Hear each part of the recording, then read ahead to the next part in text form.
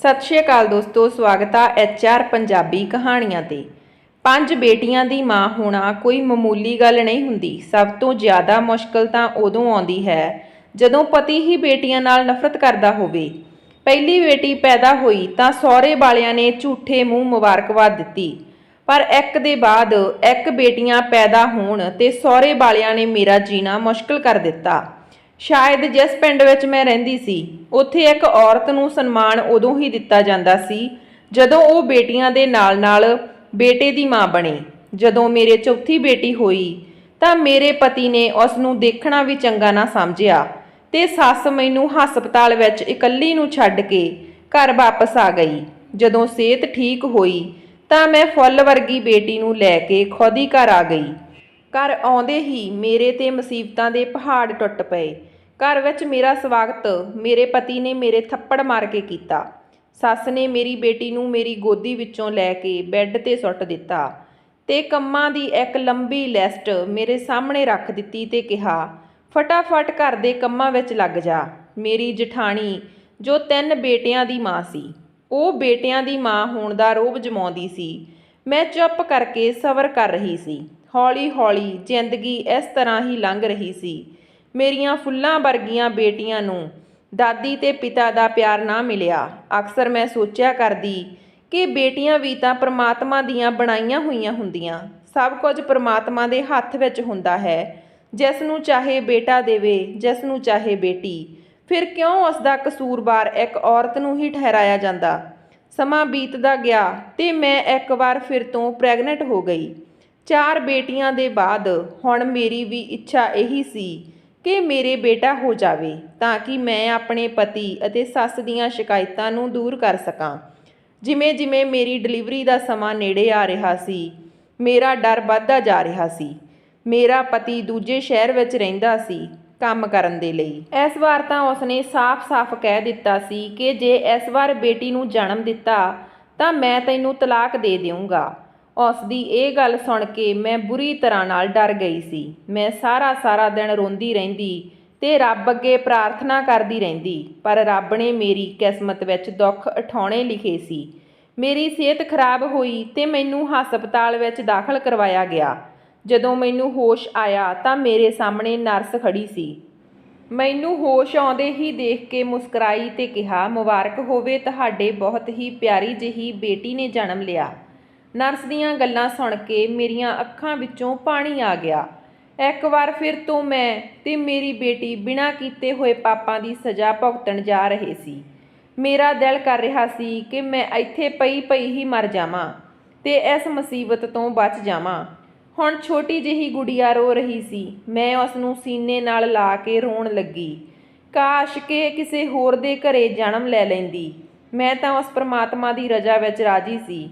ਪ੍ਰਮਾਤਮਾ ਦੇ ਦਿੱਤੇ ਹੋਏ ਇਹ 5 ਫੁੱਲ ਮੈਨੂੰ ਮੇਰੀ ਜਾਨ ਤੋਂ ਵੀ ਵੱਧ ਕੇ ਸੀ। ਪਰ ਮੇਰੇ ਪਤੀ ਅਤੇ ਸੱਸ ਨੂੰ ਇੱਕ ਅੱਖ ਨਾਲ ਵੀ ਨਹੀਂ ਭਾਉਂਦੀਆਂ ਸੀ ਇਹ। ਮੈਂ ਚਾਰੇ ਪਾਸਿਓਂ ਦੁਖੀ ਸੀ ਕਿਉਂਕਿ ਮੇਰੇ ਪਿੱਛੇ ਮੇਰੇ ਮਾਂ-ਬਾਪ ਵੀ ਨਹੀਂ ਸਨ ਜਿਹੜਾ ਉਹਨਾਂ ਕੋਲੋਂ ਮੈਂ ਆਪਣਾ ਦੁਖੜਾ ਰੋ ਲੈਂਦੀ। ਮੈਂ ਸਰਕਾਰੀ ਹਸਪਤਾਲ ਵਿੱਚ ਦਾਖਲ ਸੀ। ਜਦੋਂ ਮੈਂ ਠੀਕ ਹੋਈ ਤਾਂ ਆਟੋ ਫੜ ਕੇ ਮੈਂ ਆਪਣੇ ਘਰ ਵੱਲ ਜਾ ਰਹੀ ਸੀ। ਰਸਤੇ ਵਿੱਚ ਮੈਨੂੰ ਇੱਕ ਭਿਖਾਰਣ ਮਿਲ ਗਈ। ਉਹ ਹਸਪਤਾਲ ਦੀ ਕੰਧ ਨਾਲ ਥੋੜ੍ਹੀ ਦੂਰ 'ਤੇ ਬੈਠੀ ਸੀ। ਉਸਨੇ ਮੇਰੇ ਤੋਂ ਮਦਦ ਮੰਗੀ ਤਾਂ ਮੈਂ 1 ਰੁਪਏ ਦਾ ਸਿੱਕਾ ਕੱਢ ਕੇ ਉਸ ਨੂੰ ਦੇ ਦਿੱਤਾ ਤੇ ਉਸ ਨੂੰ ਕਿਹਾ ਕਿ ਮੇਰੀ ਬੱਚੀ ਲਈ ਦੁਆਵਾਂ ਕਰੇ ਤੇ ਉਸ ਨੂੰ ਕਿਹਾ ਕਿ ਮੇਰੇ ਕੋਈ ਬੇਟਾ ਨਹੀਂ, 5 ਬੇਟੀਆਂ ਹੀ ਹਨ।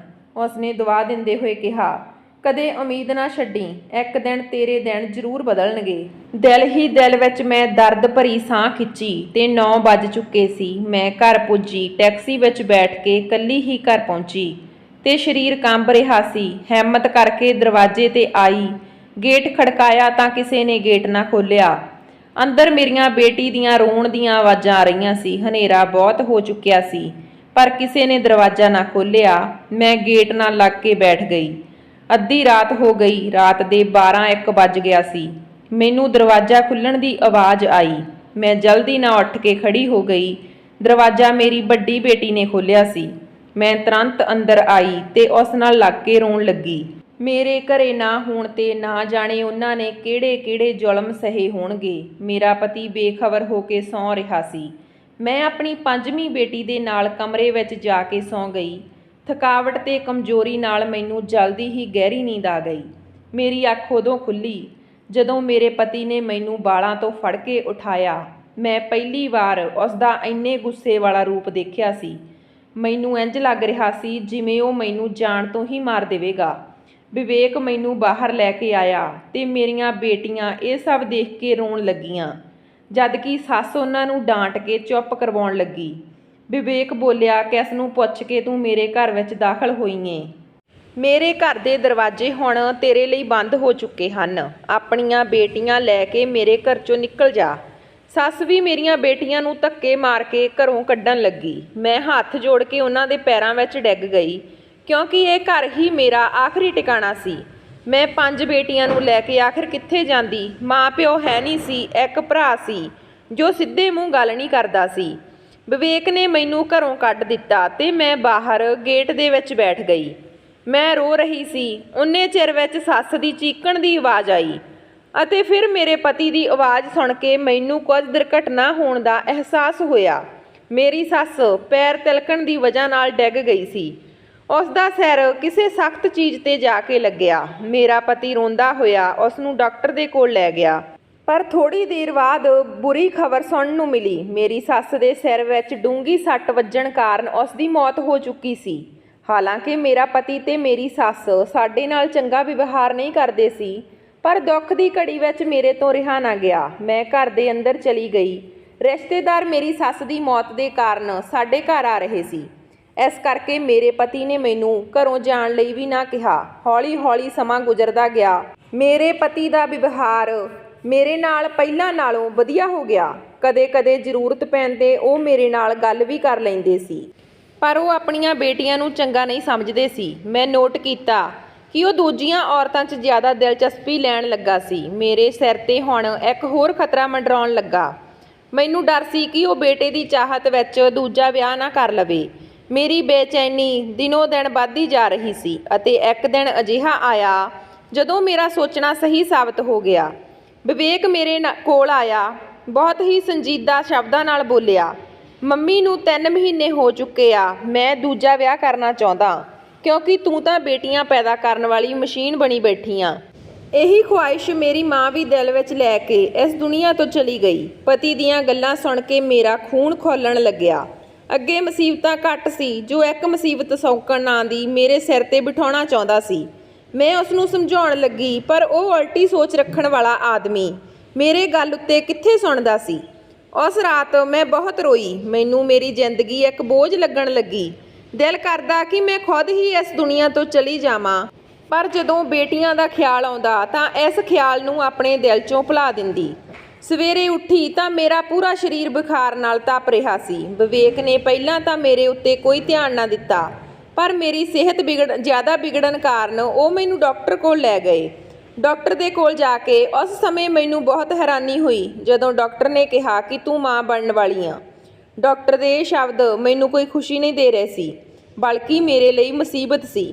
ਵਿਵੇਕ ਨੇ ਅੱਜ ਮੁੰਬਈ ਜਾਣਾ ਸੀ। ਉਹ ਮੈਨੂੰ ਡਾਕਟਰ ਕੋਲੋਂ ਘਰੇ ਲੈ ਆਏ ਤੇ ਬੜੇ ਹੀ ਗੁੱਸੇ ਵਿੱਚ ਬੋਲੇ, ਜੇ ਇਸ ਵਾਰ ਮੁੰਡਾ ਹੋਇਆ ਤਾਂ ਠੀਕ ਆ, ਜੇ ਕੁੜੀ ਹੋਈ ਤਾਂ ਉਸ ਨੂੰ ਬਾਹਰ ਹੀ ਦੱਬ ਆਈ।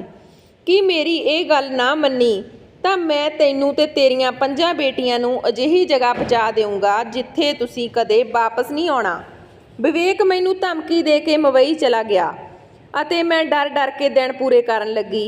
ਇਸ ਤਰ੍ਹਾਂ ਕਰਦੇ ਕਰਾਉਂਦੇ 9 ਮਹੀਨੇ ਪੂਰੇ ਹੋ ਗਏ। ਫਿਰ ਮੈਂ ਜਾ ਕੇ ਹਸਪਤਾਲ ਵਿੱਚ ਦਾਖਲ ਹੋ ਗਈ। ਵਿਵੇਕ ਦਾ ਵਾਰ-ਵਾਰ ਫੋਨ ਆ ਰਿਹਾ ਸੀ। ਆਖਰੀ ਸਮੇਂ ਤੱਕ ਬੇਟੇ ਦੀ ਭੀਖ ਮੰਗ ਰਹੀ ਸੀ, ਪਰ ਰੱਬ ਨੂੰ ਜੋ ਮਨਜ਼ੂਰ ਸੀ ਹੋਣਾ ਉਹੀ ਸੀ। ਇਸ ਵਾਰ ਫਿਰ ਮੈਨੂੰ ਬੇਟੀ ਹੋਈ ਤੇ ਮੈਂ ਵਿਵੇਕ ਦਾ ਫੋਨ ਵਾਰ-ਵਾਰ ਕੱਟ ਰਹੀ ਸੀ। ਉਸ ਨੂੰ ਕੀ ਜਵਾਬ ਦਿੰਦੀ ਕਿ 6ਵੀਂ ਕੁੜੀ ਦਾ ਬਾਪ ਬਣ ਗਿਆ ਤੂੰ। ਦਿਲ ਕਰ ਰਿਹਾ ਸੀ ਕਿ ਚੀਕਾਂ ਮਾਰ-ਮਾਰ ਕੇ ਰੋਵਾਂ। ਉਸ ਨੰਨੀ ਜਿਹੀ ਜਾਨ ਨੂੰ ਸੀਨੇ ਨਾਲ ਲਾ ਕੇ ਹੰਝੂ ਬਹਾ ਰਹੀ ਸੀ। ਮੈਂ ਉਸ ਨੂੰ ਮਾਰਨ ਬਾਰੇ ਸੋਚ ਨਹੀਂ ਸਕਦੀ ਸੀ। ਮੈਂ ਕੋਈ ਵਿੱਚ ਦਾ ਰਸਤਾ ਸੋਚਣ ਲੱਗੀ, ਕਿਉਂਕਿ ਵਿਵੇਕ ਨੂੰ ਮੈਂ ਦੱਸ ਨਹੀਂ ਸਕਦੀ ਸੀ। ਮੈਂ ਸੋਚਣ ਲੱਗੀ ਕਿ ਬਾਹਰ ਜੋ ਭਿਖਾਰਨ ਬੈਠੀ ਹੈ, ਮੈਂ ਉਸ ਨੂੰ ਇਹ ਕੁੜੀ ਦੇ ਦੇਵਾਂਗੀ। ਪਰ ਇਹ ਸੋਚ ਕੇ ਮੇਰੇ ਹੌਲ ਪੈਂਦੇ ਸੀ। ਮੇਰੇ ਤੋਂ ਅਜਿਹਾ ਨਾ ਹੋਇਆ ਤੇ ਸੋਚਿਆ ਵਿਵੇਕ ਨੂੰ ਕਹਿ ਦੇਵਾਂਗੀ ਕਿ ਆਪਣੀ ਉਹ ਕੁੜੀ ਜਨਮ ਲੈਣ ਸਾਰ ਮਰ ਗਈ ਸੀ।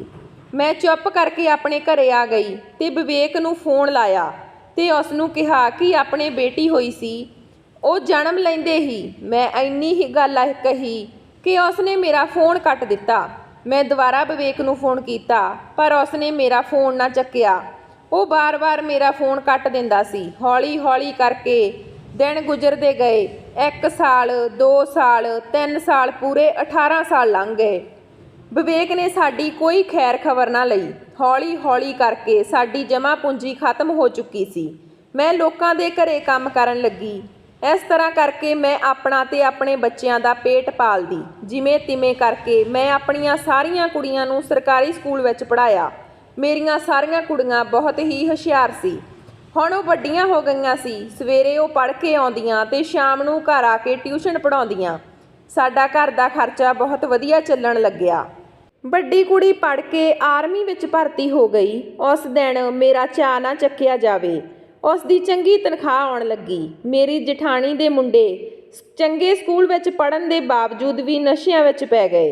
ਉਸ ਨੇ ਆ ਕੇ ਮੇਰੇ ਕੋਲ ਰੋਣਾ ਤੇ ਮੈਨੂੰ ਉਸ ਦੀ ਹਾਲਤ 'ਤੇ ਬੜਾ ਹੀ ਤਰਸ ਆਉਣਾ। ਫਿਰ ਮੇਰੀਆਂ ਉਸ ਤੋਂ ਛੋਟੀਆਂ ਕੁੜੀਆਂ 2 ਟੀਚਰ ਲੱਗ ਗਈਆਂ। ਇੱਕ ਦਿਨ ਮੈਂ ਗੱਡੀ ਵਿੱਚ ਰੋਡ 'ਤੇ ਸਮਾਨ ਲੈਣ ਜਾ ਰਹੀ ਸੀ। ਮੈਂ ਦੇਖਿਆ ਕਿ ਇੱਕ ਆਦਮੀ ਸੜਕ ਦੇ ਕਿਨਾਰੇ ਪਿਆ ਸੀ ਤੇ ਉਸ ਦੇ ਆਲੇ ਦੁਆਲੇ ਕਾਫੀ ਲੋਕ ਖੜੇ ਸੀ। ਮੈਂ ਵੀ ਆਪਣੀ ਗੱਡੀ ਖੜਾ ਕੇ ਦੇਖਣ ਦੀ ਕੋਸ਼ਿਸ਼ ਕੀਤੀ। ਮੈਂ ਜੋ ਦੇਖਿਆ ਮੇਰੇ ਪੈਰਾਂ ਹੇਠੋਂ ਜ਼ਮੀਨ ਨਿਕਲ ਗਈ ਕਿਉਂਕਿ ਇਸ ਚੀਜ਼ ਦੀ ਮੈਨੂੰ ਕੋਈ ਆਸ ਨਹੀਂ ਸੀ। ਜਦੋਂ ਮੈਂ ਦੇਖਿਆ ਤਾਂ ਸਾਹਮਣੇ ਸੜਕ 'ਤੇ ਨਸ਼ੇ ਵਿੱਚ ਧੁੱਤ ਵਿਵੇਕ ਪਿਆ ਸੀ ਕਿਉਂਕਿ ਉਸਨੇ ਘਰ ਆਉਣਾ ਤਾਂ ਛੱਡ ਹੀ ਦਿੱਤਾ ਸੀ। ਜਦੋਂ ਕਈ ਸਾਲਾਂ ਬਾਅਦ ਮੈਂ ਉਸ ਨੂੰ ਦੇਖਿਆ ਤਾਂ ਮੇਰੇ ਤੋਂ ਰਿਹਾ ਨਾ ਗਿਆ। ਮੈਂ ਉਸ ਦੇ ਕੋਲ ਚਲੀ ਗਈ। ਉਸ ਨੂੰ ਕੋਈ ਸੁਰਤ ਨਹੀਂ ਸੀ। ਮੈਂ ਲੋਕਾਂ ਦੀ ਮਦਦ ਨਾਲ ਉਸ ਨੂੰ ਆਪਣੀ ਗੱਡੀ ਵਿੱਚ ਪਾਇਆ ਤੇ ਆਪਣੇ ਘਰ ਲੈ ਆਈ।